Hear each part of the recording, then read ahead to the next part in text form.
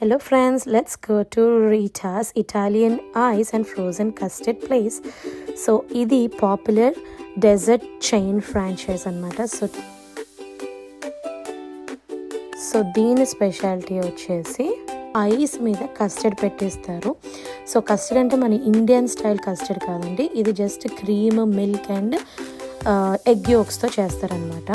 And shaved ice, ఆ ice అంటే మామూలు షేవ్డ్ ఐస్ కాదు, ఫ్రూట్ బ్లెండెడ్తో ఉంటుంది అండ్ చాలా సాఫ్ట్ అండ్ స్మూత్ స్నోయి టెక్స్చర్లో అయితే ఇదే ఐస్ వాళ్ళ స్పెషాలిటీ అనమాట.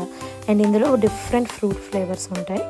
మా వాళ్ళైతే రంగురంగుల బ్లూబెర్రీ, మింట్ చాక్లెట్ చిప్ ఒకళ్ళు, జిలాటీ ఒకళ్ళు, బ్లెండెన్స్ ఒకళ్ళు, అలా వెరైటీస్ అన్నీ ట్రై చేశారు.